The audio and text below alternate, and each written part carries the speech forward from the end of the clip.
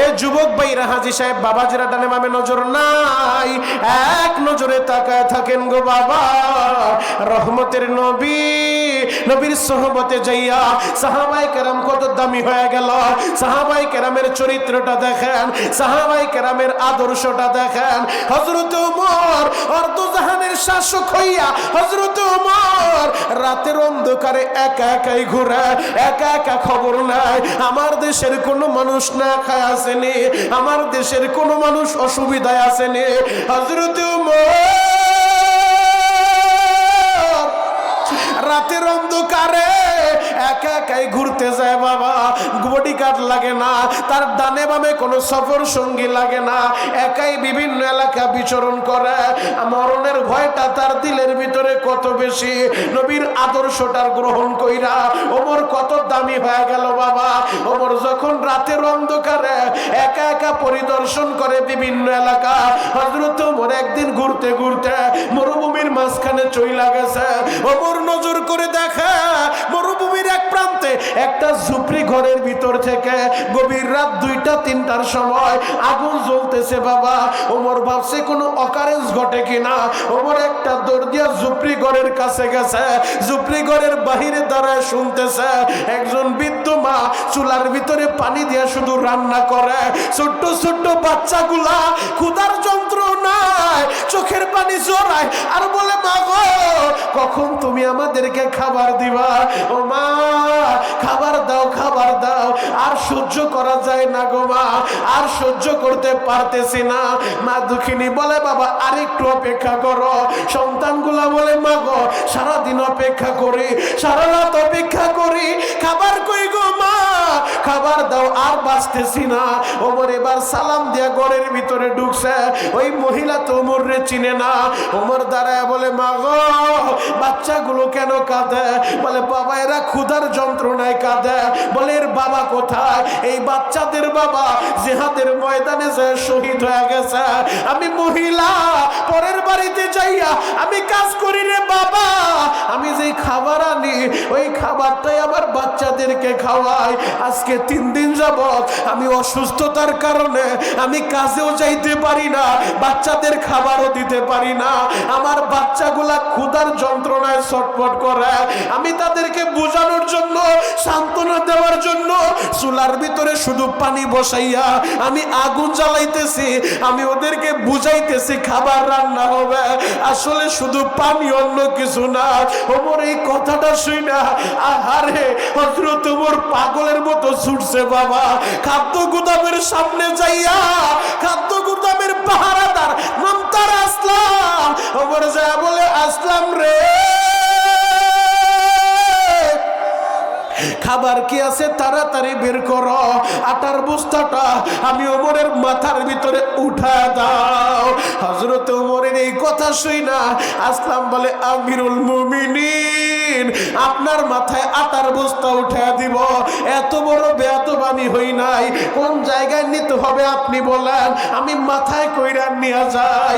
ওমর বলে, আসলাম রে কোনো কথা বইল না রে আসলাম, আটার বস্তা আমি ওমরের মাথায় উঠা দাও, আর কিছু খেজুর আমার হাতে দাও।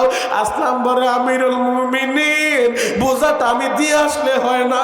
ওমর বলে, আসলাম রে হাসরের ময়দানে আমার পাপের বোঝা কি তুমি নিবানি?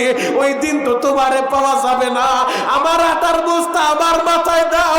কথা বইল না রে আসলাম। হযরত ওমর আটার বস্তাটা মাথায় লইয়া আসলাম রে সাথে কইরা নিয়া ওমর ছুটছে বাবা ওই বাসার দিকে। ওই ঝুপড়ি ঘরের কাছে যাইয়া মহিলারে সালাম দিয়া ঘরের ভিতরে আটার বস্তাটা দেয়, কিছু খেজুর দেয়। বলে, মা গো এই নেন খেজুর নিয়ে আইছি, আটার বস্তা নিয়ে আইছি, ও মা বাচ্চাদেরকে খাবারটা খাওয়ান। ওই মহিলায় বলে, বাবা রে তুমি কে? তোমারে তো চিনি না। ও বাবা, তবে এই মদিনার শাসক ওমর না হইয়া তোমার শাসক হওয়ার দরকার ছিল। ওমর আমাদের খবর নেয় নাই। হাসরের ময়দানে ওমরের গলায় আমি গামছা পেঁচাইয়া আমি টাইনা আল্লাহর আদালতে ওমরের বিরুদ্ধে মামলা দায়ের করব। এই মদিনার ক্ষমতার মসনদে মুসলিম জাহানের খলিফা ওমর না হইয়া তোমার খলিফা হওয়ার দরকার ছিল। ওই মহিলাই তো আর জানে না বাবা এইটাই যে হযরত ওমর। ওমর বলে মা গো, ওমরের সাথে আমার ভালো সম্পর্ক, আপনার আর কষ্ট হবে না, আমি আপনার খাবারের ব্যবস্থা করে দিব। এই কথা বইলা ঘর থেকে বের হইছে। ওমর দাঁড়ায় রইছে। ওই দিক দিয়ে আসলাম বলে আমিরুল মুমিনিন ফজরের সময় হয়ে যাচ্ছে, আপনার তো আবার মসজিদে নববীতে ইমামতি করতে হবে। নেতা কারে বলে রে বাবা? নেতায় মাঠেও নেতা, নেতায় মসজিদেও নেতা, নেতায় জানাজার সামনেও নেতা। নেতা কারে বলে রে ভাই? আশিকে রাসূল বাইরা রে। হযরত ওমর বলে আসলাম একটু অপেক্ষা করো, আমি যেই বাচ্চাদের চোখে পানি দেখছি ক্ষুধার যন্ত্রণা সইতে না পাইরা, যেই বাচ্চাগুলা কেঁদেছে ওদের মুখে হাসি না দেখা আমি ওমর যাব না। ওমর বাহিরে দাঁড়ায় অপেক্ষা করে। ওই দিক থেকে বাচ্চাগুলা আনন্দের হাসি হাসে আর বলে মা গো, মনে হয় এইটা কোনো মানুষ না, মানুষ না, মনে হয় আমার আল্লাহ ফেরেশতা দিয়া খাবার পাঠায়া দিছে। আরো জোরে বলে বলে বাচ্চাগুলা বলে মা গো, মনে হয় এটা কোনো মানুষ না, মা আল্লাহ মনে হয় ফেরেশতা দিয়ে আমাদের খাবার পাঠাইছে। বাচ্চাগুলা খেজুর খায় আর মুস্কি মুস্কি হাসে। ওমর এবার মসজিদে নববীর ভিতরে যায় ফজরের নামাজের ইমামতিটা কইরা হযরত ওমর সাহাবায়ে কেরামের দিকে ফিরা বসছে। সবাইকে বলে নবীর সাহাবীরা, উপস্থিত মুসল্লি সাহেবরা, আপনারা কেউ যায়েন না, সবাই বসেন, একজন আসামির বিচার হবে, বিচারটা না দেখে আপনারা কেউ যায়েন না, সবাই অপেক্ষা করেন। পুরা মসজিদ স্তব্ধ হয়ে গেছে। হায় হায়, আমিরুল মুমিনিন ফজরের পরে কি বিচার করবে? ওমর তো রাতের অন্ধকারে বিভিন্ন এলাকায় যায়, না জানি কোন কারেজ দেখছে, না জানি কোন অপরাধ দেখছে, কোন অপরাধী না জানি আজকে কল্লাটা উইরা যায়। পুরা মসজিদ স্তব্ধ হয়ে গেছে। বলে সবাই বসেন, কেউ যায় না, একজন আসামির বিচার হবে, এরপরে আপনারা যাবেন। উপস্থিত পুলিশদেরকে পাঠায় দিছে, যাও অমুক এলাকায় একটা ঝুপড়ি ঘরের ভিতরে একজন বৃদ্ধ মহিলা আছে, তারে সাথে করে নিয়ে আসবা, যদি আসতে না চায় তারে জোর কইরা নিয়ে আসবা। পুলিশ প্রশাসনের লোকজন যখন যায় বলছে, এ মা তাড়াতাড়ি চলেন, আমিরের ফরমান, আমিরুল মুমিনিনের নির্দেশ, আপনাকে এই মুহূর্তে যেতে হবে মসজিদে নববীতে, যদি যাইতে না চান আপনারে জোর করে নিতে হবে, এমন আদেশ আমাদেরকে দিছে। মহিলাই কথা শুই না, মহিলার কলিজা শুকায় গেছে। হায় হায়, আমি আবার কি অপরাধ করলাম? আমি তো কোনো অপরাধ করি নাই। মহিলা ভাবতেছে, রাত্রিবেলা যে যুবক খাবার দিয়া গেল, আমি তো ওই যুবকের সামনে বলছিলাম ওমরের গলায় গামছা লাগা আসরের ময়দানে আল্লাহর আদালতে দাঁড় করাইব, ওই যুবক তো বলছে ওমরের সাথে তার সম্পর্ক, না জানি আবার ওমরের কাছে আমার বিচার দিছে কিনা, কোনো অপরাধ করলাম কিনা। মহিলা কান্দে আর বলে, বাবারে আমি তো কোনো অপরাধ করি নাই। পুলিশ ভাইরা বলতেছে, কোনো কথা চলবে না, আপনাকে যেতে হবে, না গেলে আমরা জোর করা লইয়া যাবো। এই কথাটা শুই না মহিলা বাচ্চাদেরকে ডাক দিছে, ও আমার কলিজার টুকরা সন্তানেরা, আমি মায়েরে 12 কইরা দেখালো, আমি মায়েরে শেষবারের মতো মা ডাইকালো, মনে হয় আর জীবনে দেখা হবে না। আমার কলিজার টুকরা সন্তানেরা, ওমরের দরবারে আমার আসামি হিসেবে দাঁড়ানো লাগবে, না জানি আমার কোন অপরাধ হয়ে গেছে, আমি নিজেও জানি না আমার অপরাধের কথা। ও কলিজার টুকরা বাচ্চারা, আয় আমি মায়ের বুকে, আয় আমি মায়ের শেষবারের মতো দেখালো, আমার বিদায় দিয়া দে।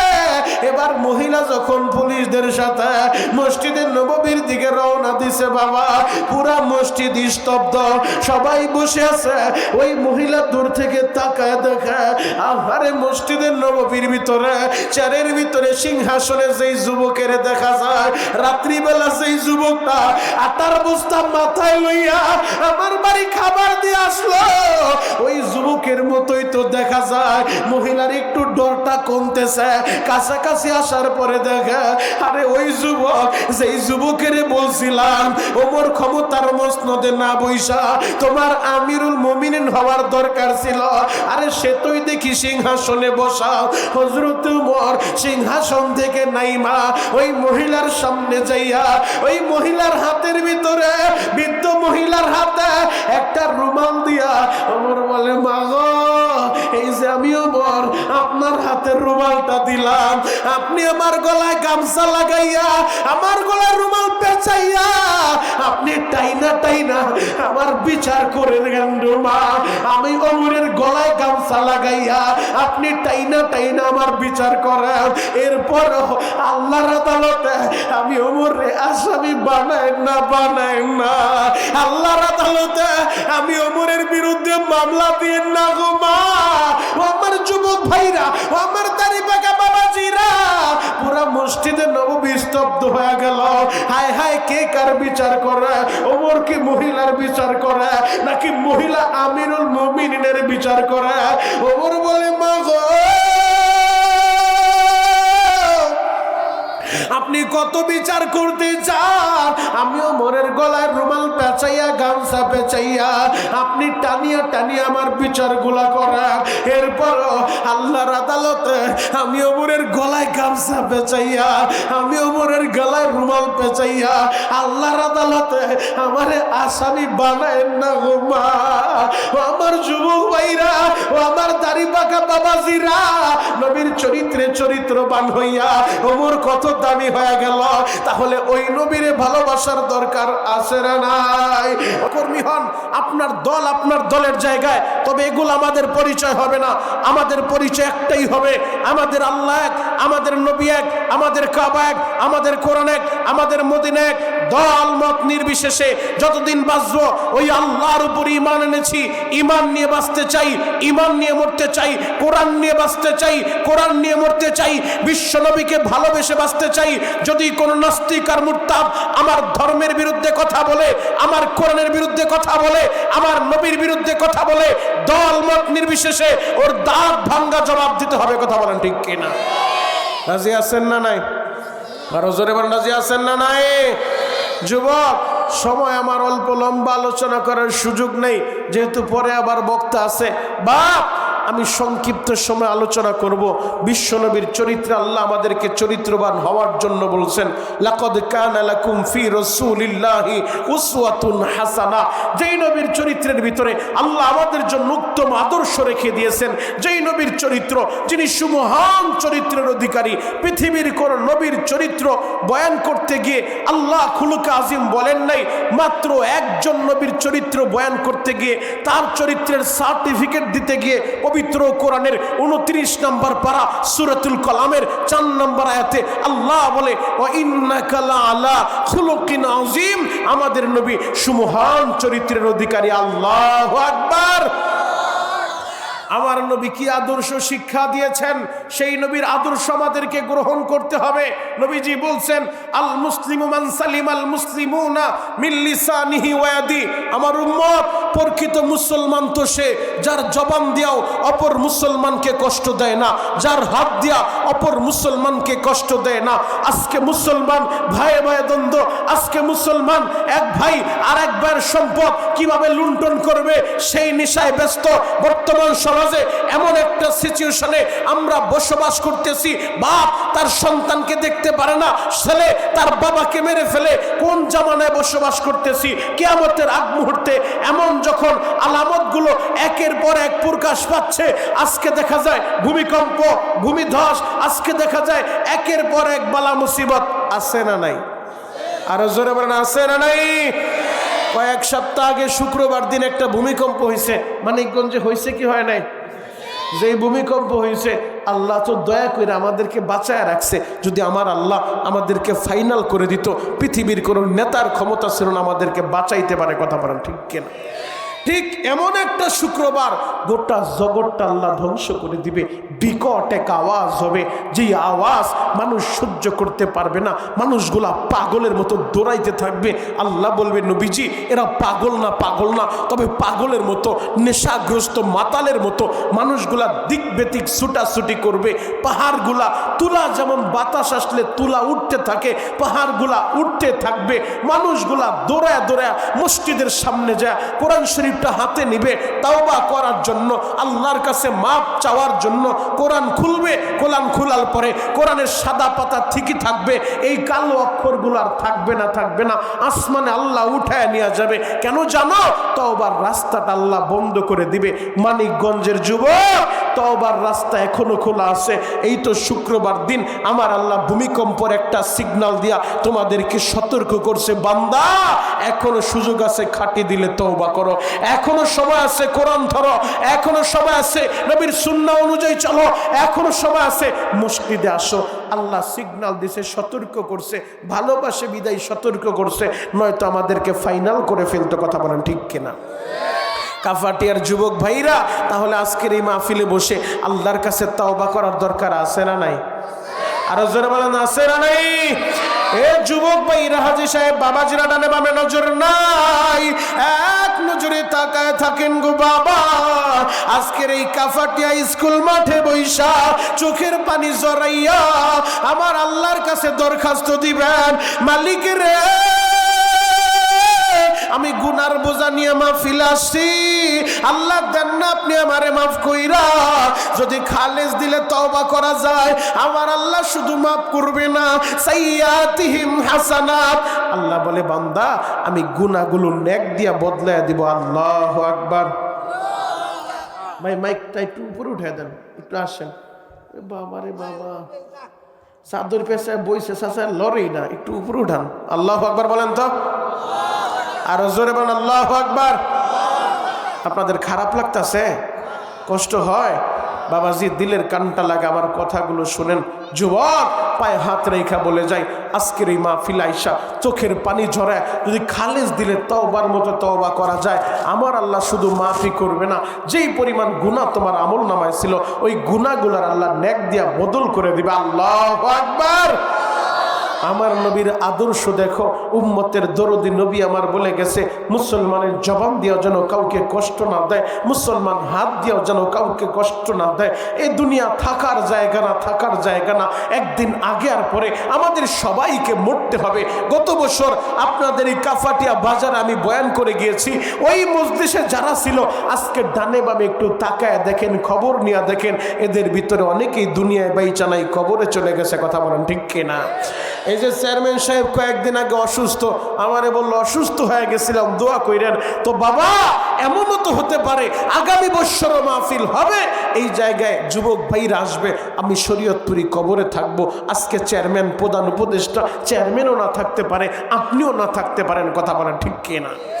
এই হায়াতে জিন্দিগির কোনো গ্যারান্টি নাই, বাহাদুরি কোনো লাভ নাই। তবে এমন একটা মরণ আমরা মরতে চাই যে মরণ মরলে কোনো চিন্তা নাই।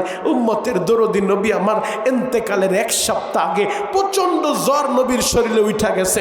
নবী আমার মসজিদে যায় ইমামতি করতে পারে না, নবী আমার ইমামের মুসাল্লায় দাঁড়াইতে পারে না, এতটাই অসুস্থ হয়ে গেছে।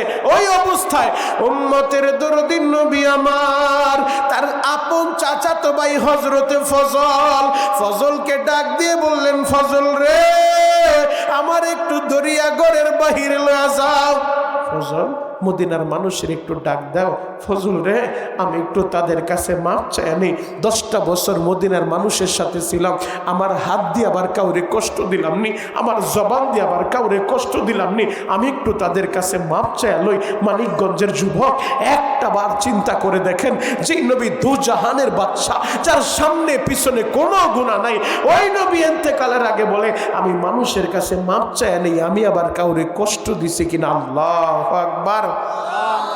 কেন আপনি সেই নবীর চরিত্র গ্রহণ করবেন না? উম্মতের দরদি নবী আমার তার চাচাতো ভাই হযরতে ফজলকে বললেন, ফজল রে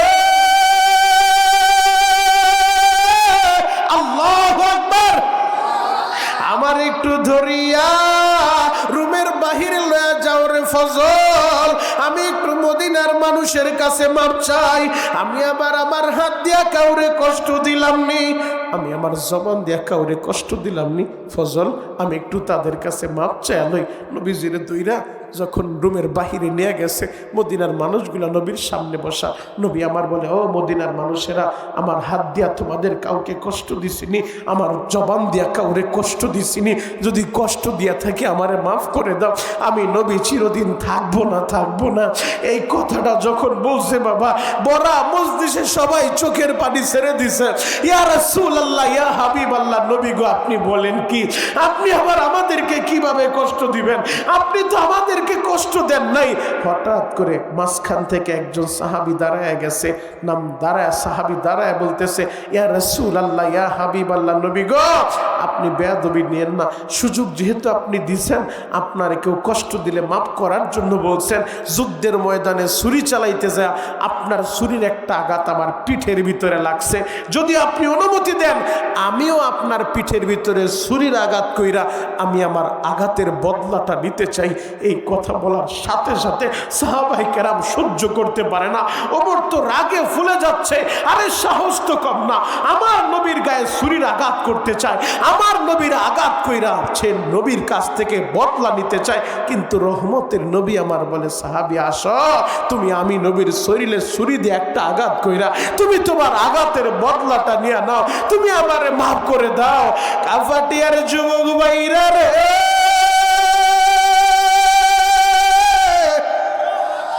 উম্মতের দরদি নবী আমার যখন বললেন, সাহাবী তুমি আসো, তুমি তোমার আঘাতের বদলাটা নিয়ে নাও, তুমি আমি নবীরে মাফ কইরা দাও। ওই সাহাবী সামনে আগে আইসা বলে, ইয়া রাসূলুল্লাহ, ইয়া হাবিবাল্লাহ, নবী গো আপনি যখন জিহাদের ময়দানে ছুরি চালাইতে যাইয়া আপনার ছুরির আঘাত আমার পিঠের ভিতরে লাগছে, ওই জায়গায় শুধু মুসলমানরা ছিল না, ওই জায়গায় মুনাফিকরা ছিল, ওই জায়গায় কাফেররা ছিল। ইয়া রাসূলুল্লাহ, ইয়া হাবিবাল্লাহ, নবীজি যদি অনুমতি দেন আপনি পুরা মদিনার মানুষের খবর দেন, আমি সমস্ত মানুষের সামনে, আমি মুনাফিকদের সামনে, আমি কাফেরদের সামনে, আমি সবার সামনে, পুরা মদিনাবাসীর সামনে আপনি নবীর শরীরে আঘাত কইরা আমি আমার আঘাতের বদলাটা নিতে চাই। আমার নবী বললেন, ঠিক আছে, আগামীকাল বেলা 10টার সময় পুরা মদিনার মানুষের খবর দাও, সবার সামনে। ও ফজল তুমি আমার আঘাত কইরা, ও সাহাবী আমার আঘাত কইরা তুমি আমার আঘাতের বদলাটা নিয়া তুমি আমি নবীরে মাফ কইরা দিবা। এই কথাটা যখন বলছে গো বাবা, সব সাহাবী যে যার মতো বাড়িতে চইলা যায়। রাতের অন্ধকারে হযরত ওমর যখন ঘুমাইতে যায়, ওমরের তো ঘুম ধরে না বাবা। হযরত ওমর একটা দৌড় মাইরা ওই সাহাবীর বাড়ির সামনে চইলা যায়, ওই সাহাবীর ঘরের ভিতরে যাইয়া হযরত ওমর হাতটা জড়ায় ধইরা ওই হাতটা বুকের সাথে লাগাইয়া ওমর বলেন, নবীর সাহাবী আমি ওমর জীবনে কারোর সামনে মাথা নত করি নাই, আমি ওমর তোমার হাতটা জড়ায় ধইরা আমি ওমর তোমার কাছে জানতে চাই তোমার কত আঘাত করতে মন চায়। আমি ওমর পিঠটা পাইতা দিলাম, নাও আমি ওমরের শরীরে আঘাত করো, আমি আমার নবীরে মাইরো না, আমার নবীরে তুমি কষ্ট দিও না। ও সাহাবী, তুমি যদি নবীর শরীরে আঘাত করো বেঈমানেরা অট্ট হাসি হাসবে, মুনাফিক গুলা হাসবে, এই মদিনায় আমরা চেহারা দেখাইতে পারবো না। সবাই বলবে নবীর সাহাবী হইয়া নবীরে আঘাত করছে, আমরা মুখ দেখাইতে পারবো না। ও নবীর সাহাবী, আমি ওমর পিঠটা পাইতা দিলাম, নাও আমার পিঠের ভিতরেই তুমি আঘাত করো। ওই সাহাবী বলে, ওমর রে তুমি তো আমারে আঘাত করো নাই, আমি কেন তোমারে আঘাত করব? নবীর ছুরির আঘাত আমার শরীরে লাগছে, আঘাত যদি করতে হয় আমি নবীরই করব, আমি তোমার শরীরে আঘাত করব না। ওমর হাতটা ধইরা বলে, বাইরে আমার নবীরে মাইরো না, আমি ওমর সইতে পারবো না। ওই সাহাবী বলে, তুমি যে আমার বাড়ি রাত্রি বেলা আইছো আমার সাথে লেজু করার জন্য, আমার নবী কি জানে বলে না, নবী তো জানে না। তাহলে তুমি তাড়াতাড়ি বের হও, আমি কিন্তু নবীর কাছে বইলা দিব। ওমর এবার ঘর থেকে বের হইয়া আবু বকরের হাতটা জড়াইয়া ধরছে। ও আবু বকর, আবু বকর রে, আমি তোমার হাতটা ধইরা বলি, এই সাহাবীরে তুমি বুঝাও। আমি ওমর গরম মানুষ, ওরে এত বুঝাইতে চাইলাম আমি বুঝাইতে পারি না।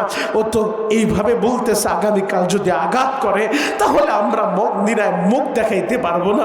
আবু বকর রে, যাও তুমি তার একটু ঘরের ভিতরে যায় বুঝায় বলো।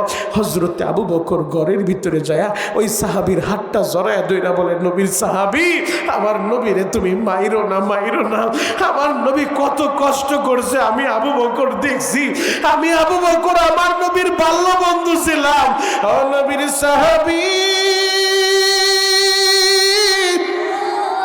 তোমার কত আঘাত করতে মন চায় গো? আমি আবু বকর পিঠটা পাইতা দিলাম। আমি আবু বকরের পিঠের ভিতরে আঘাত করো। আমার নবীরে তুমি মাইরো না, মাইরো না। এই মানুষটা জন্মের আগে বাবা হারায় ফেলছে, 6 বছর বয়সে মায়ের হারাইয়া আমার নবী চির এতিম হয়ে গেছে। আমার নবী না পাইছে বাবার ভালোবাসা, না পাইছে ঠিক মতো মায়ের ভালোবাসা। আমি আমার নবীর হিজরতের বন্ধু, আমি আমার নবীর হিজরতের সাথী, আমি আমার নবীর বাল্য বন্ধু। আমি আবু বকর দেখছি আমার নবীর কষ্টের দিনগুলা। আমি আবু বকর তোমার হাতটা জড়ায় ধরলাম। আমার নবীরে মাইরো না, যত মারতে মন চায় আমি আবু বকর রে মারো, আমি তোমারে বাধা দিব না। ওই সাহাবী বলে, আবু বকর, জিহাদের ময়দানে ছুরির আঘাত তো আপনার শরীর থেকে লাগে নাই, নবীর হাত থেকে আমার শরীরে লাগছে। আঘাত করলে আপনারে কেন করব? আমি আঘাত করলে নবীরই আঘাত করব। আমি নবীর শরীরে আঘাতটা কইরা আমি আমার আঘাতের বদলাটা লইতে চাই। ও আমার আশিক রাসূল বাবাজিরা, আশিক এই ময়দানে কয়জন আছেন প্রমাণ হয়ে যাবে। আশিক শুধু দাবি করলেই হওয়া যায় না, দেওয়ালে লিখলেই আশিক হওয়া যায় না। আশিক যদি হইতে চাও চোখের পানিগুলা ঝরাইয়া নবীর মহব্বতে বইরা নবীর কষ্টের কথা শুইনা চোখের পানি ঝরাইবা আর বলবা, মালিক রে, আমি মরার আগে একবার আমার মদিনা দেখায় রে আল্লাহ। ও আমার কাফাটিয়ার যুবকেরা, ও আমার দাড়ি পাকা আব্বাজানেরা, মনটায় কি চায় না জীবনে একবার মদিনায় যাইবা? যেই নবীরে কলিজা দিয়া ভালোবাসলা ওই নবীর রওজার সামনে যাইয়া ওই নবীর একটা সালাম দিবা, আসসালাতু আসসালামু আলাইকা ইয়া রাসূলুল্লাহ, আসসালাতু আসসালামু আলাইকা ইয়া হাবিবাল্লাহ। মনটা কি চায় না রে বাবা? বলতে পারেন ও শরীয়তপুরি ভাই, আমি গরিবের ছেলে, আমি কেমনে মদিনায় যাব? বাবা, মদিনায় যাইতে টাকা লাগে না, টাকা লাগে না, কপাল লাগে, কপাল। শুধু চোখের পানি ছাইরা দিয়া আজকের এই মানিকগঞ্জ কাফাটিয়া স্কুল মাঠে বৈশা আমার আল্লাহরে যদি বুঝায় বলতে পারেন, আল্লাহ আমি মরার আগে একবার মদিনা দেখতে চাই, অবশ্যই আমার আল্লাহ আপনার দোয়া কবুল করবে, আমার আল্লাহ আপনারে ফিরায় দিবে না। আমি গত মাসে নবীর রওজা জিয়ারত করে আসছি, আল্লাহ চাইলে এই ফেব্রুয়ারিতে আবার যাব। যদি আমার আল্লাহ আমার ডাকটা শুনে রে বাবা, আমার আল্লাহ কেন তোমার ডাক শুনবে না? আমিও যে আল্লাহর গোলামি করি, ও বাবা তুমিও সেই আল্লাহর গোলামি করো, কেন আল্লাহ শুনবে না? শুধু চোখের পানি দিয়ে আল্লাহরে বুঝায় বলো, অবশ্যই আমার আল্লাহ ডাকটা শুনবে, আমার আল্লাহ ফিরা দিবে না রে বাবা। আশিক রাসূল বাইরা রে, হযরতে আবু বকর ওই সাহাবীরে বুঝাইতে চায়, আমার নবীরে মাইরো না, মাইরো না, আমার নবীরে আর কষ্ট দিও না, তুমি কত মারতে চাও আমি আবু বকর রে মারো। ওই সাহাবী কোনো বুঝ মানে না বাবা। আবু বকর বের হয়ে যায়, উসমান যায় বুঝাইতে চায়, কারো কথায় কান কাজ হয় না, সে নবীর শরীরেই আঘাত করবে। পরদিন বেলা 10টার সময় পুরা মদিনার মানুষেরা উপস্থিত হয়ে গেল। মুনাফিকেরা হাসতে হাসতে আসে, শুনছো নবীর ছাত্র আজকে নবীরে মারব। মুনাফিকরাও দেখার লাইগা আসে, কাফেরেরাও দেখার লাইগা আসে, সবাই উপস্থিত হয়ে গেছে। রহমতের নবী আমার বড় মজলিসে দাঁড়াইয়া নবী আমার বলে, সাহাবী আসো, তুমি তোমার আঘাতটা কইরা তুমি তোমার আঘাতের বদলা নাও, আমি নবীরে তুমি মাফ করো। ওই সাহাবী বলে, নবী গো, ওই যুদ্ধের ময়দানে যে ছুরিটা ছিল ওই ছুরিটা কোথায়? আমার নবী বলে, আলী রে, ওই ছুরিটা আমার ফাতেমার ঘরে, যা ছুরিটা নিয়ে আয় রে আলী। হযরত আলী ছুরিটা লইয়া রওনা হয়ে গেছে। বাবা ফাতেমা বলে, স্বামী গো, ছুরি নিয়ে কই ছুটলেন? হযরত আলী বলে, আব্বাজান জিহাদের ময়দানে ছুরি চালাইতে যাইয়া আব্বাজানের শরীরে একটা আঘাত এক সাহাবীর পিঠের ভিতরে লাগছে। ওই সাহাবী পুরা মদিনার মানুষের সামনে আব্বাজানরে আঘাত কইরা সে তার আঘাতের প্রতিশোধ লইব, আঘাতের বদলা লইব। এই কথাটা শুইনা হযরতে ফাতেমা চোখের পানি জর্জর করে ছেড়ে দিছে। বাবা কাপড়ের আঁচল দিয়া চোখের পানিগুলা মুছে আর বলে, হাসান রে, তাড়াতাড়ি দৌড়া রে বাবা, তোরা দুইটা ভাই তাড়াতাড়ি চইলা যা, কে যেন আমার বাবারে মারবে। ও হাসান আর হুসাইন, তোরা দৌড়া চইলা যা, আমার বাবারে যেন কেউ আঘাত করতে না পারে। যত আঘাত করতে চায় তোরা দুইটা ভাই পিঠটা পাতিয়া দিবি, আমার বাবারে আঘাত করলে আমি ফাতেমা বাঁচবো না, আমি বাঁচবো না, আমার বাবারে যেন কেউ না মারে। হাসান আর হুসাইন তাড়াতাড়ি চইলা যাও।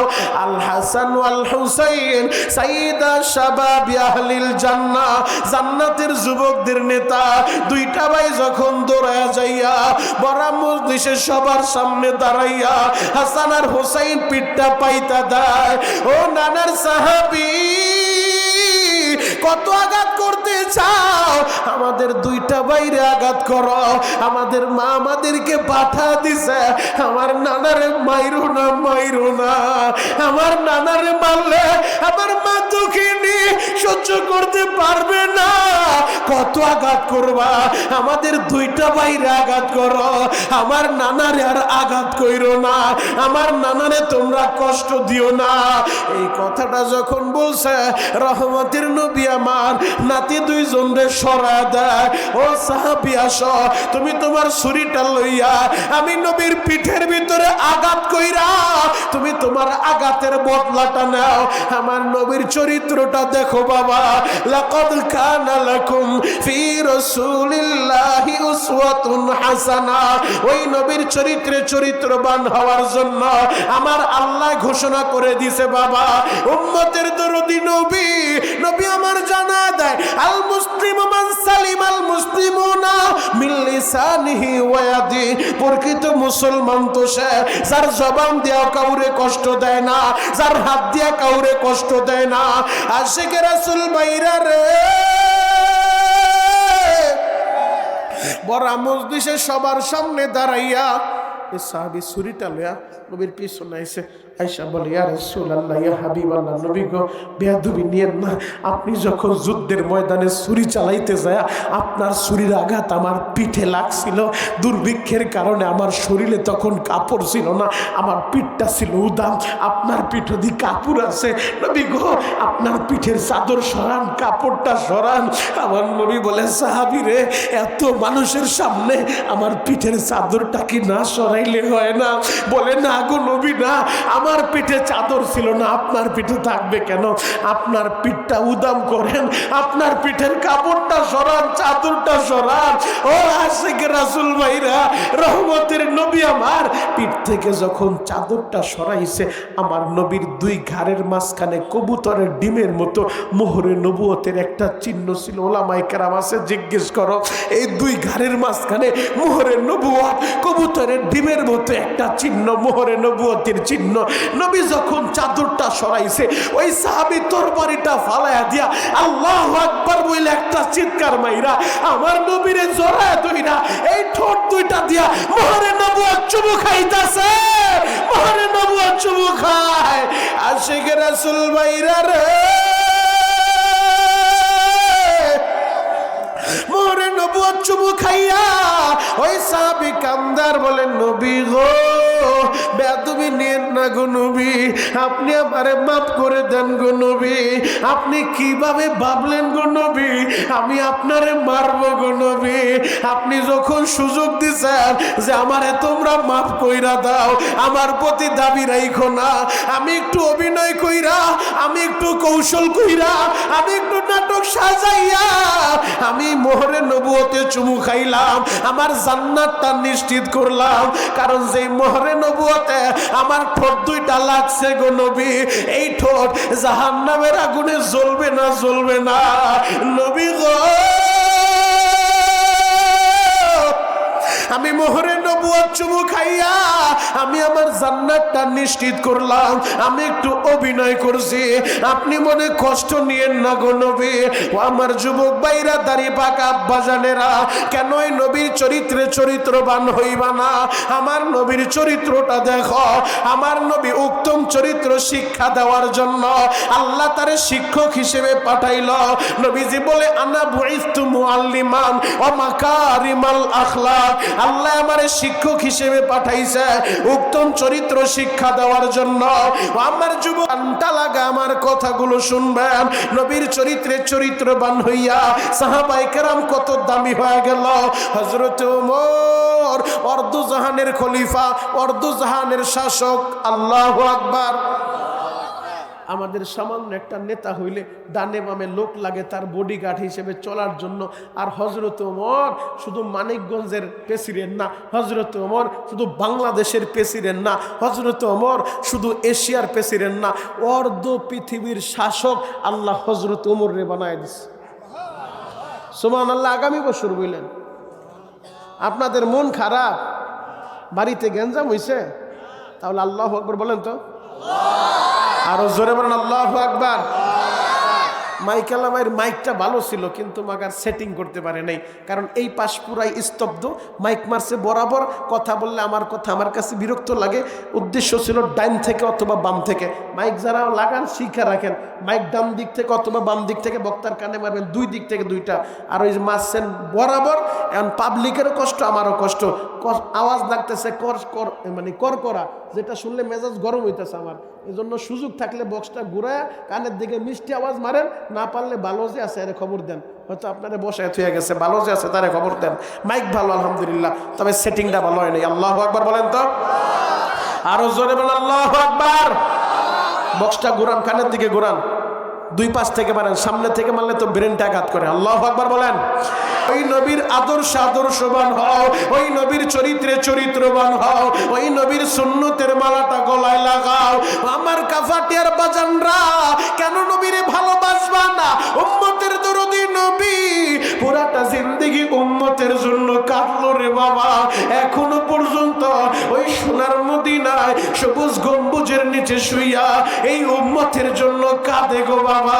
কেন তুমি নবীর জন্য পাগল হইবা না? নবী উম্মতের জন্য পাগল। মা যেমন সন্তানের জন্য পাগল, মার চাইতো নবী তার উম্মতের বেশি ভালোবাসে, বাবার চাইতে নবী তার উম্মতের বেশি ভালোবাসে। আশিক রাসূল ভাইরা রে, জ্বলন্ত একটা প্রমাণ আমি আপনাদের সামনে দিয়ে যাই রে ভাই, যাতে আপনাদের বুঝতে সহজ হয়। দয়ার নবী, মায়ের নবী, তার আদরের সাহাবী হযরতে মুআয ইবনে জাবালকে ইয়ামানের গভর্নর বানাইছে বাবা। ইয়ামানের গভর্নর বানাইয়া মুআয ইবনে জাবালকে নবী আমার বিদায় দেয়। মুআয ইবনে জাবালকে উটের উপরে উঠাইছে, আমার নবী মাটি দিয়ে হাত দিয়েছে। মুআয ইবনে জাবাল উটের উপরে বসা, নবী আমার নিজ দিয়ে হাইটা হাইটা যায় আর কথা বলতেছে, উপদেশ দিতেছে, নসিহত করতেছে। মা যেমন সন্তানের বিদায় দেয়, এই মানিকগঞ্জের যেই ছেলেরা প্রবাসের বাড়িতে থাকে রে ভাই, যেই ছেলেটারে মায় বিদায় দেয়, আপনারা শুধু লক্ষ্য করে দেখবেন আমার কথাগুলা। ছেলে প্রবাসে যাবে, মায়ের সন্তানরে গাড়ির ভিতরে উঠাইছে। এখন ছেলে যতই বলে মা বাড়ি যাও, মায় কিন্তু বাড়ি যায় না। মায়ের রাস্তার পারে দাঁড়ায় কাপড়ের আঁচল দিয়া চোখের পানিগুলা মুছে। আর ছেলেটা যে গাড়ির ভিতরে উঠছে, ওই গাড়িটা যত দূর দেখা যায়, মা দক্ষিণে শুধু গাড়ির দিকে তাকায় থাকে। ও মানিকগঞ্জের যুবকেরা, লেখাপড়া করার জন্য ঢাকায় গেছো, লেখাপড়া করার জন্য নিজের জেলা সাইরা অন্য জেলায় গেছো। মায় যখন বিদায় দেয়, মায় বলে বাবা রে দূরদেশে যাবি, ওস্তাদের কথা শুইনা চলবি, ওস্তাদের সম্মান করবি, মুরব্বীদেরকে সম্মান করবি। বাবা রে সময় মতো খাবার খাইস, নিজের প্রতি খেয়াল রাখিস। এর নাম হলো মা, এর নাম হলো মা। ওই যে সৌদিতে গেলে মানিকগঞ্জের কত যুবকেরা সৌদিতে আছে রে ভাই, এরা কত ভালোবাসা দেয় আমি আপনাদেরকে বুঝাইতে পারবো না। আমি কেন প্রবাসীদের জন্য দোয়া করি জানো? আমি সবচেয়ে বেশি প্রবাসীদের পক্ষে কথা বলি, প্রবাসীদের জন্য দোয়া করি। কেন জানো? এরা আমার দেশের রেমিডেন্ট যোদ্ধা। প্রবাসীদের মনে যে কত জ্বালা আল্লাহ ছাড়া কেউ জানে না, জানে না। কথা বলেন ঠিক কিনা? মানিকগঞ্জের বাইরা রে, আমি যখন অক্টোবর মাসে আমার নবীর রওজাটা জিয়ারত কইরা, আমি যখন নবীর রওজা জিয়ারত কইরা বের হইলাম জান্নাতুল বাকিতে ঢুকবো সাহাবায়ে কেরামের কবর জিয়ারত করার জন্য, হঠাৎ করে আমারে দেখা মোমেন শাহী নান্দাইলের একটা যুবক পাগলের মতো দৌড়ে আসে। আমার হাতটা ধইরা হাতের ভিতরে চুমু খায় আর বলে শরীয়তপুরি ভাই, নবীর রওজার সামনে আপনার সাথে দেখা হবে। আমি কোনোদিন কল্পনাও করি নাই, এমন কোন রাত নাই ও শরীয়তপুরি ভাই আপনার বয়ানটা আমি শুনি না। হুজুর আপনি একটু হাতটা উঠায়া আমার বাবার জন্য একটু দোয়া করে যান। আমি বললাম তোমার বাবার কি হইছে? ওই ছেলেটা কান্দে আর বলে শরীয়তপুরি ভাই আমি বুঝতে পারি নাই এই প্রবাসে আইসা আমি আমার বাবারে হারায় ফেলবো। আমার বাবা দুঃখ মিয়া ওই নান্দাইলের বিভিন্ন মানুষের কাছ থেকে টাকা হাওলাত কইরা আমারে প্রবাসের বাড়িতে পাঠাইছে। আমার বাবা যখন আমারে সৌদি আরবে পাঠাইব, যেই দিন আমারে বিদায় দিব, এয়ারপোর্টে আইসা এয়ারপোর্টের গেটের ভিতরে দাঁড়াইয়া আমি যখন বিমানবন্দরে ঢুকতেছিলাম, আমার বাবাই হাতটা নাড়ায় নাড়ায় বলে বাবা রে, আমি বাবারে ভালোভাবে দেখা যা, এরপরে বিদেশ থেকে আইসা হয়তো আমার আর পাইবি না, আমার আর পাইবি না, আমারে ভালোভাবে দেখা যা। হুজুর আমার বাবার কথাটা আল্লাহ এইভাবে কবুল করব আমি বুঝতে পারি নাই। আমি সৌদি আসার 2 মাসের মাথায় হঠাৎ করে আমি শুনলাম আমার বাবা দুঃখ মিয়া এই দুনিয়ার বাইচা নাই। হুজুর আমার বাবার জন্য আপনি একটু দোয়া করবেন, আল্লাহ যেন আমার বাবার কবরটা জান্নাতের বাগান বানায় দেয়। ও আমার যুবক ভাইরা, ও আমার দাড়ি পাকা আব্বা জানেরা, এখন বসে বসে শুধু কাঁদবা। আমি লম্বা আলোচনা করব না রে ভাই, হয়তো 5 মিনিট আমি আলোচনা করব, এক নজরে শুধু তাকায় থাকবা। পুরা ময়দান আমি চোখের পানি দেখতে চাই। গুনাহ করতে সময় লাগছে, আমার আল্লাহর বাপ করতে টাইম লাগবে না রে ভাই। উম্মতের দরদি নবী আমার, উম্মতের কত ভালোবাসে নবী আমার। তার আদরের সাহাবী মুআয ইবনে জাবাল রে বিদায় দেয়, বাবাই যেমন ছেলেরে বিদায় দেয়, মায় যেমন সন্তানের বিদায় দেয়, নবী আমার তার সাহাবীরে বিদায় দেয়। ও মুআয কেমনে তুমি ক্ষমতা চালাইবা, কেমনে তুমি বিচার ফয়সালা করবা? এইভাবে কথা বলতে বলতে মুআয ইবনে জাবাল উটের উপরে বসা, নবী আমার হাইটা যায়। বিদায় দিতে দিতে মায় যেমন ছেলেরে গাড়িতে উঠা বিদায় দেয়, নবীও তার সাহাবীরে গাড়ির ভিতরে উঠা বিদায় দেয়। মরুভূমির মাঝখানে উটটা যখন চইলা যায়, উম্মতের দরদি নবী আমার হাতটা বাড়ায় দিছে। মুআয রে আমি নবীরে দেখা যা, হয়তো এরপরে তুমি মদিনায় আসবা, তুমি থাকবা ইয়ামানে, আমি থাকবো মদিনায় রে মুআয। এরপরে মদিনায় আইসা হয়তো আমি নবীরে আর পাইবা না, হয়তো আমার আর পাইবা না। এই কথাটা যখন বলছে বাবা মুআয ইবনে জাবাল ওটের উপর থেকে ঘাড়টা ঘুরাইয়া আমার নবীর দিকে তাকাইয়া একটা চিৎকার মাইরা গড়ায় জাবাল উটের উপর থেকে পইরা গেছে বাবা, চোখের পানি জড়াইয়া বালু মাখা শরীরটা লইয়া আমার নবীর দিকে দৌড় মারছে। নবী আমার হাতটা বাড়ায় দিছে, মুআজ রে আইরে মুআজ আয়, আমি নবীর বুকে আয়। আমার নবী বুকের সাথে বুকটা লাগাইয়া নবী আমার মুআজের সান্ত্বনা দেয়। মুআজ ইবনে জাবাল কান্দে আর বলেন, নবী গো, আমি আপনারে ছাড়া থাকতে পারবো না, পারবো না।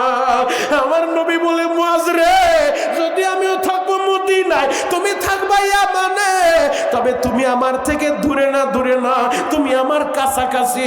যদি তোমার দিলে আমার মহব্বত থাকে, আমার সুন্নতের আদর্শ থাকে, মানা হাব্বা সুন্নতি ফাকাদ হাব্বানি, উম্মত তোমার দিলেও ব্যথা থাকতে পারে। হুজুর, আমার নবী মদিনায়, আমি থাকি মানিকগঞ্জে, মদিনা থেকে 6500 কিলোমিটার দূরে, এই ব্যথা যেন না থাকে। নবী বলে, মান আহাব্বা সুন্নতি ফাকাদ হাব্বানি, যে আমার সুন্নত ভালোবাসবা, আরে সে তো আমি নবীরই ভালোবাসলা, আর যে আমারে ভালোবাসবা, আমি নবীর সাথে জান্নাতে থাকবা, জান্নাতে থাকবা।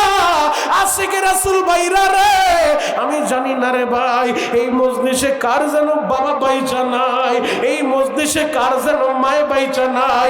এখন শুধু চোখের পানি জড়াইবারে ভাই, ও আমার মাহারা সন্তানেরা, ও আমার বাবারা সন্তানেরা, মেহেরবানি করে এক নজরে শুধু আমার দিকে তাকায় থাকো।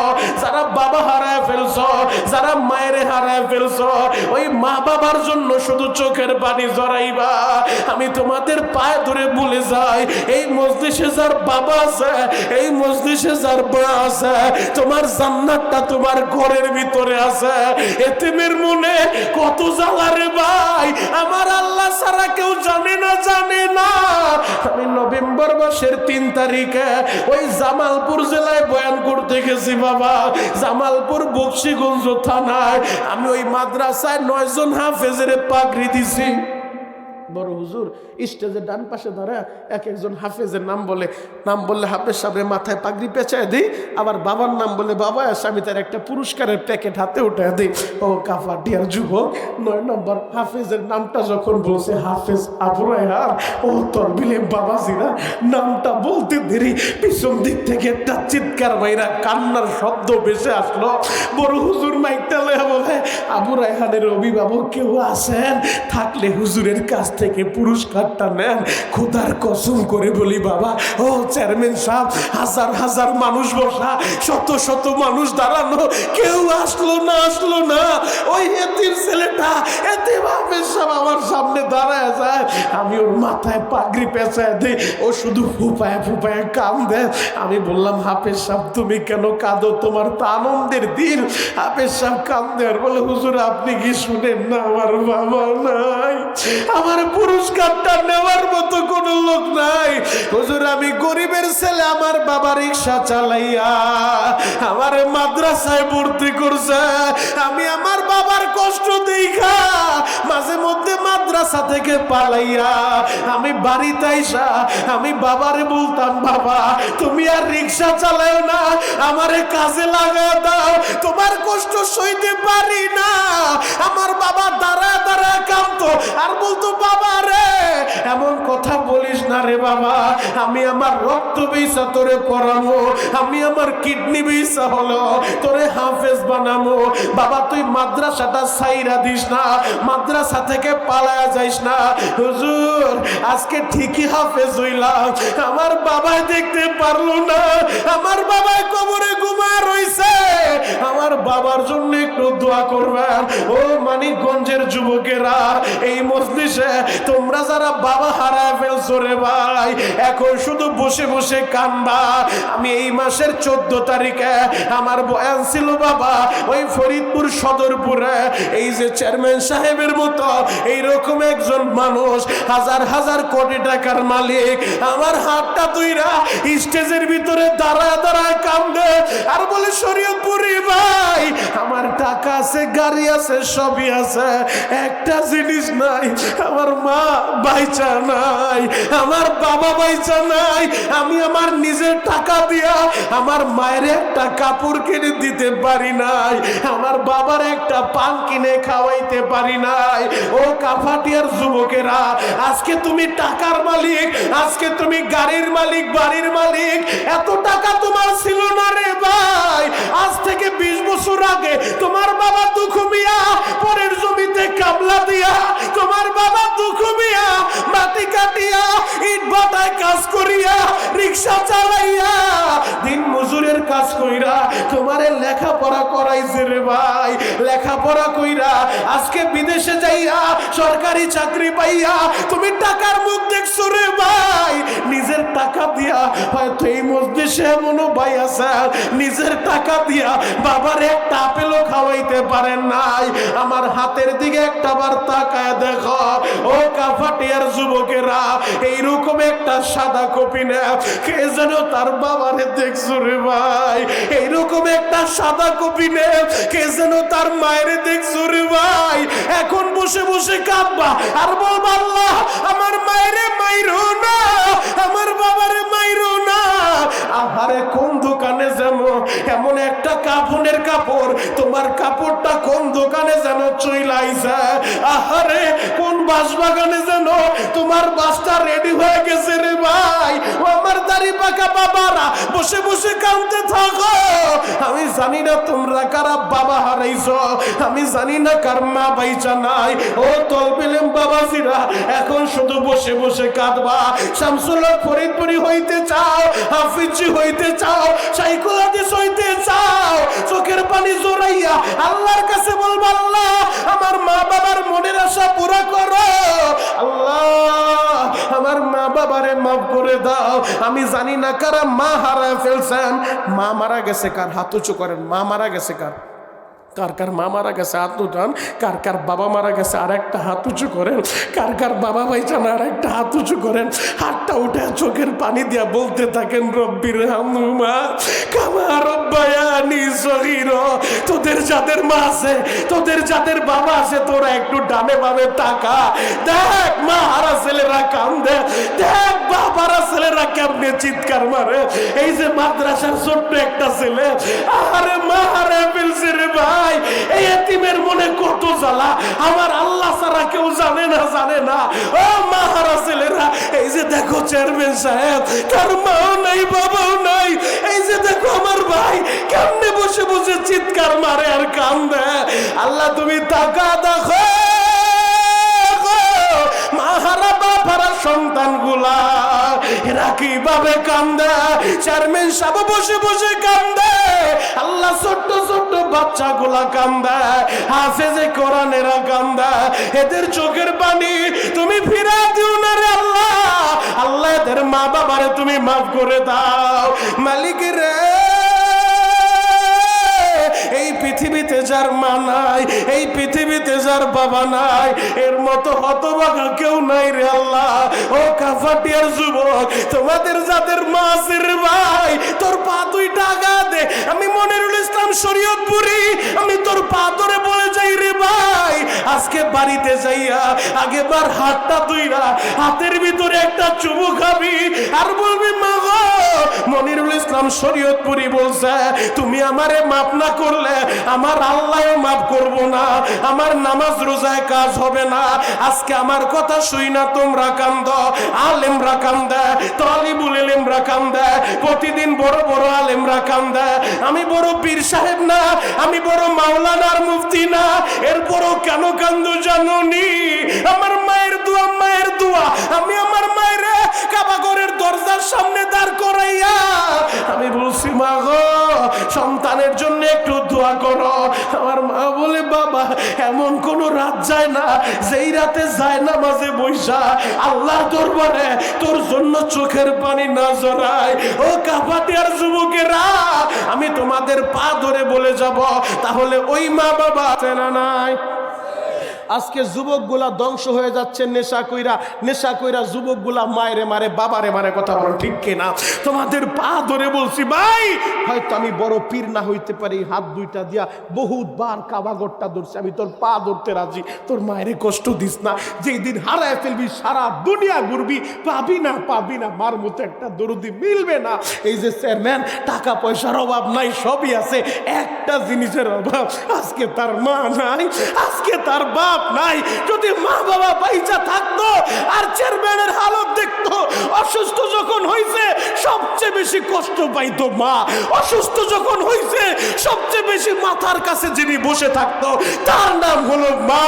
মা মা যুবক, ওই মার মনে কষ্ট দিবি না।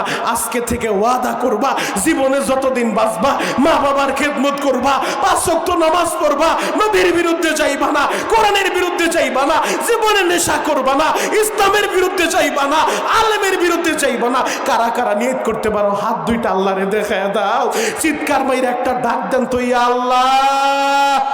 আরো জোরে ডাক দেন, ইয়া আল্লাহ। আল্লাহ তুমি তাকায় দেখো, আজকে 18 ডিসেম্বর 2025 সালে এই মানিকগঞ্জ কাফাটিয়া হাই স্কুলে তোমার পাগলগুলা পয়সা তোমারে আল্লাহ বলে ডাক দিছে। আল্লাহ ফিরা দিও না, তারা দিও না। এরা জীবনে নবীর বিরুদ্ধে যাবে না, এরা কোরআনের বিরুদ্ধে যাবে না, এরা নামাজ ছেড়ে দিবে না রে আল্লাহ, এরা নেশা করবে না। আল্লাহ তুমি কবুল করো, আজকের মাহফিল এলাকার হেদায়েতের জরিয়া বানাও। চিৎকার মেরে বলেন না ইয়া আল্লাহ। নিজের হাজা বান্দা তুমি মাওলা বানায়া কেমনে দিবা জাহান্নামে ফালায়া। আল্লাহ তুমি আমাদের সবাইকে মাফ করো। চিৎকার মেরে বলেন বাবা আমিন। এক ভাই অনুরোধ করছে, আল আমিন বাটারা আপনাকে 500 টাকা হাদিয়া পাঠাইছে, দোয়া করে দিবেন। আল আমিন ভাই বাটারা থেকে আমার মাদ্রাসায় 500 টাকা হাদিয়া পাঠাইছে, দোয়া চাইছে। আল্লাহ পাক রব্বুল আলামিন আল আমিন ভাইয়ের দিলের নেক মাকাসাদ পুরা করুক। বাটারার আল আমিন রে আল্লাহ পাক রব্বুল আলামিন বারবার মক্কা মদিনার মেহমান হিসেবে কবুল করুক। সকলে বলেন আমিন। কাফাটিয়ার যুবক, গত বছর আপনাদের এলাকায় এসেছিলাম, আপনাদের ভালোবাসা ওই যে মাস্টার সাহেব আবার দাওয়াত করে নিয়ে আসছে, আবার আল্লাহ নিয়ে আসছে। আগামীতে জিন্দেগি তার আপনাদের সাথে দেখা হয় কিনা আমার জানি না। আমার কথায় কি আপনারা কষ্ট পাইছেন বাবা? কষ্ট পাইলে আল্লাহর হস্তে মাফ করে দিবেন। একটা দাবি আপনাদের কাছে, যদি কোনোদিন শুনেন মনিরুল ইসলাম শরীয়তপুরি দুনিয়ায় বাইচা নাই, আমার এই মৃত্যুর সংবাদটা পাইলে আমার জন্য একবার সূরা ফাতিহা, 3 বার সূরা ইখলাস পড়ে সবাই দোয়া করবেন তো ইনশাআল্লাহ। আমিও ওয়াদা দিলাম, আমিও যদি শুনি কাফাটিয়ার কোনো যুবক, কাফাটিয়ার কোনো মুরব্বী দুনিয়ায় বাইচা নাই, কথাটা শুনলে আমার কেরানীগঞ্জের 4টা মাদ্রাসা, প্রতি মাদ্রাসায় কোরআন তেলাওয়াত করে আপনার জন্য দোয়া করবো ইনশাআল্লাহ। তাহলে যেই মাহফিলে বৈশা মার জন্য কাঁদলেন, বাবার জন্য কাঁদলেন, এইরকম একটা মাহফিল প্রতি বছর এলাকায় দরকার আছে না নাই? আরো জোরে বলতে হবে, আছে না নাই? আমার দিলটা বইরা গেছে। মাস্টার সাহেব আছে, মাস্টার সাহেব যখন বলছে শরীয়তপুরি ভাই গত বছর আপনার সাথে যে ওয়াদা করছে একজন মিস করে নাই, সবাই ঠিক মতো দিয়া দিছে। আমি চাই এই মাহফিলের গাছটা লাগায়া যাইতে। আল্লাহ আমারও নাও রাখতে পারে, তোমারেও নাও রাখতে পারে, মাহফিলের গাছটা আমি লাগাইতে চাই। যেই মাহফিলে বৈশাখ যুবকরা কানছে, নাবালেক বাচ্চারা কানছে, হাফেজরা কানছে, আজকের দোয়া ফেরত যাবে না, ডাইরেক্ট কবুল হবে ইনশাআল্লাহ। যদি দোয়া কবুল হয় আমি সবার জন্যই দোয়া করব, দিল থেকে সবার জন্য দোয়া করব। মক্কা মদিনায় যায় রমজানে তোমাদের জন্য বলবো, তোমাদের কথাটা আল্লাহর ঘরে দাঁড়ায় বলবো। 30 সেকেন্ডে এমন কোন যুবক